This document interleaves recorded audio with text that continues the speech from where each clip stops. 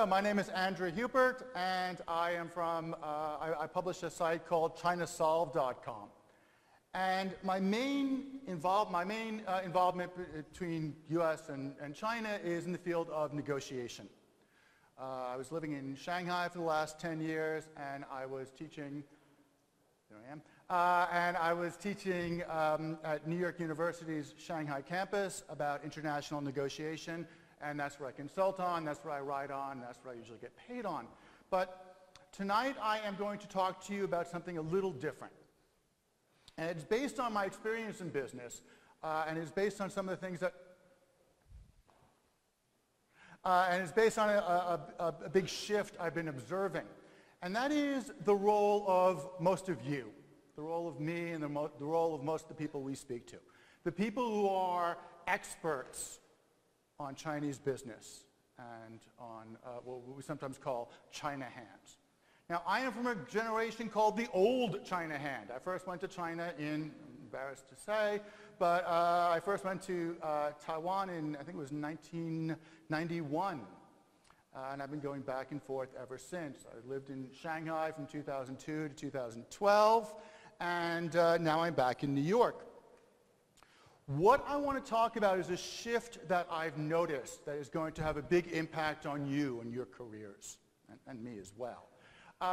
2008 was a very busy time in global business.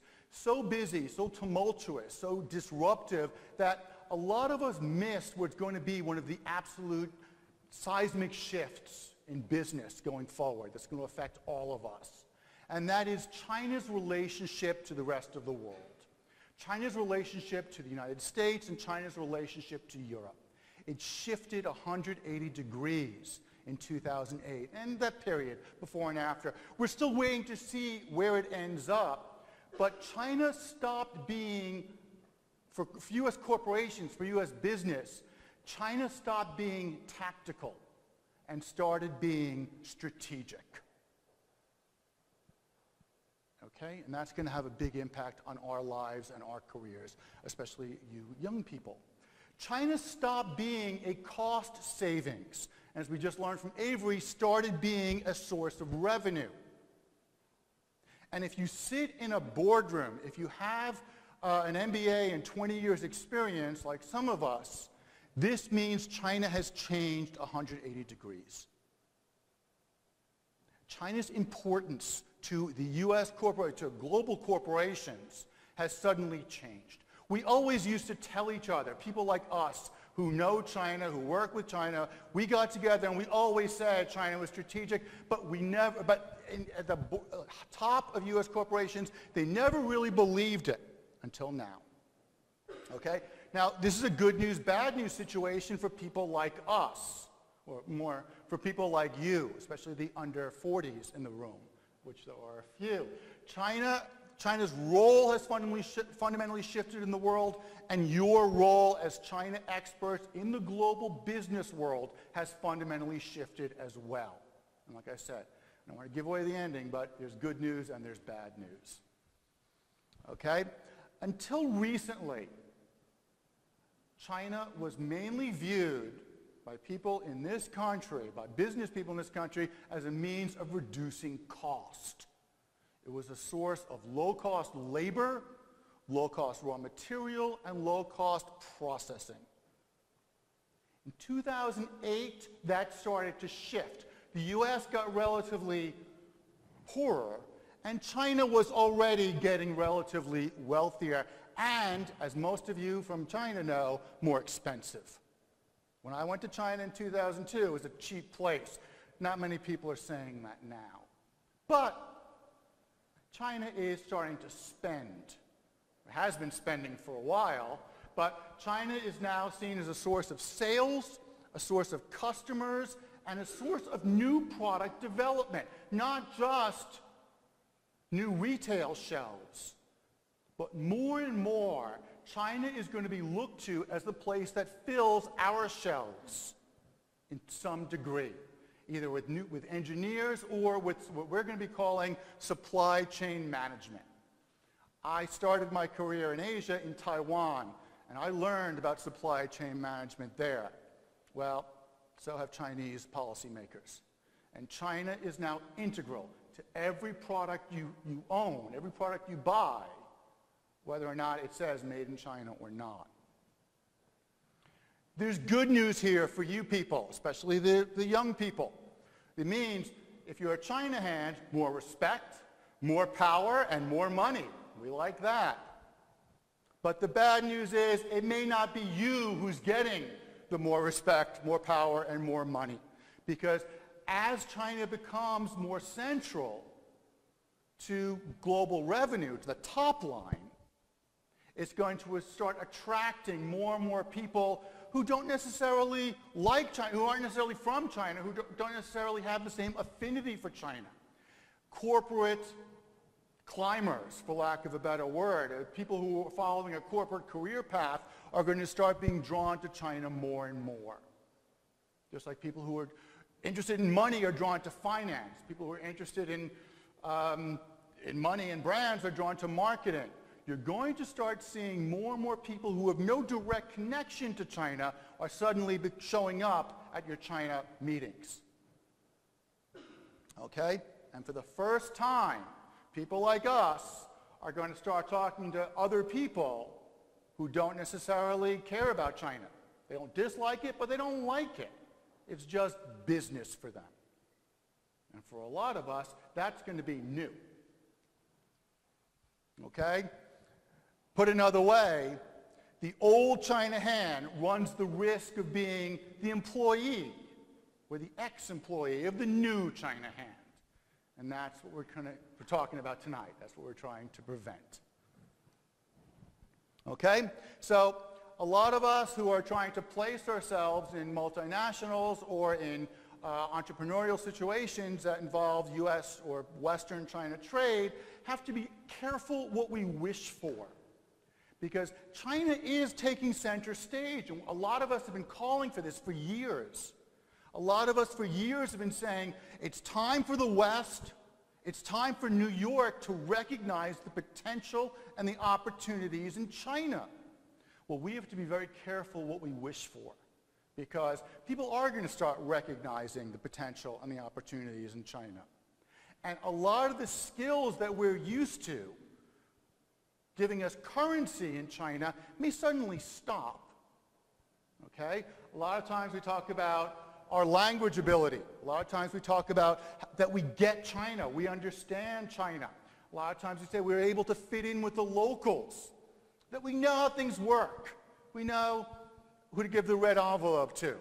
We know who to ask to help us out with a bureaucratic or a regulatory problem. Up until now, that's been our currency. It's been great. It may stop. Think about who gets New York City. When's the last time you heard someone say, you should hire me because I really get New York? Delivery boys, taxi drivers, bus drivers, tour guides. This is not high-level stuff. The people whose main job ability is saying that they really get New York are not the movers and shakers.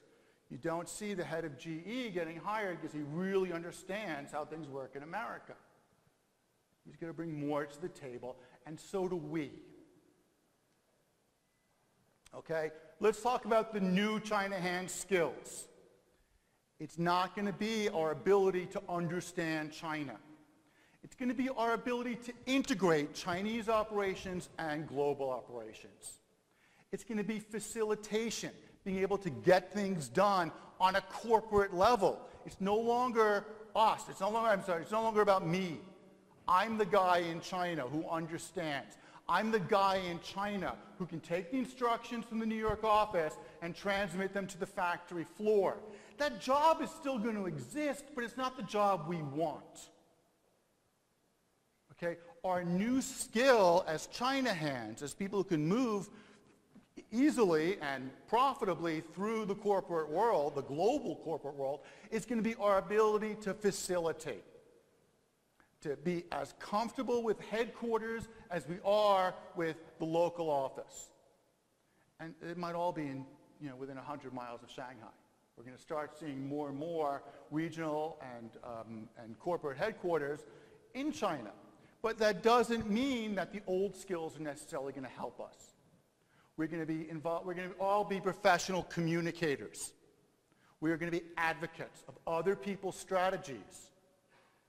People like Jeff Immolt's strategy from GE and show our ability to get that carried out simultaneously in places like Shanghai and Chongqing and New York and Chicago. And this is going to be our new skill.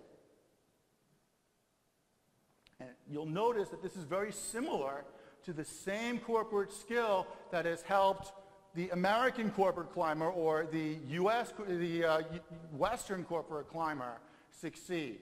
Those same skills are going to start being applied more and more on a global basis. All right, so I'm running out of time. I don't want to go into too much detail. This will be available online. But a lot of what we're going to be doing is supporting and helping to develop global strategies. As I said, China has not been strategic for a lot of American companies, just like America hasn't really been strategic for a lot of Chinese companies. And this is the challenge. Someone's got to help us build and implement these global strategies, and that's you people.